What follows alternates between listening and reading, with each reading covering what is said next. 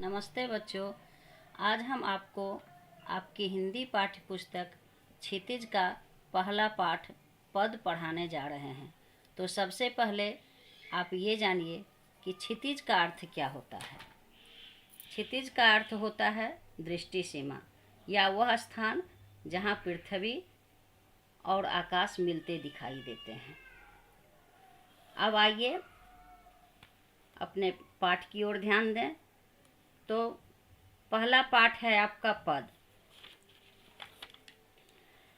यह पद महाकवि सूरदास लिखित सूरसागर में उद्धव संदेश भाग के भ्रमर गीत नामक उपभाग से लिया गया है। इस पद में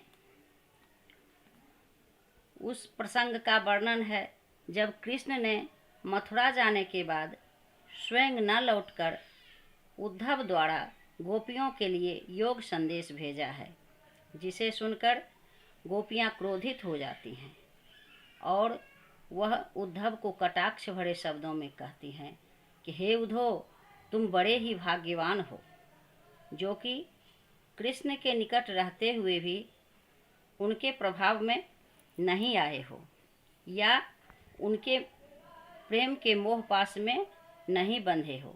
लगता है कि तुम कमल के पत्ते के समान हो जो कि जल में रहता है लेकिन उस पर जल का एक बूंद भी नहीं ठहरता है। तुम्हारी स्थिति तो तेल भरे बर्तन के समान है जो जल में रहने के बाद भी उससे वंचित रहता है, उसके प्रभाव में नहीं आता है। तभी तो तुम पर कृष्ण के रूप, सौंदर्य, आकर्षण तथा समीपता का कोई प्रभाव नहीं पड़ा है। लगता है कि तुमने प्रेम की नदी में कभी अपना पैर तक नहीं डुबाया है तथा तुम्हारी दृष्टि में किसी के लिए अनुराग उत्पन्न नहीं हुआ है।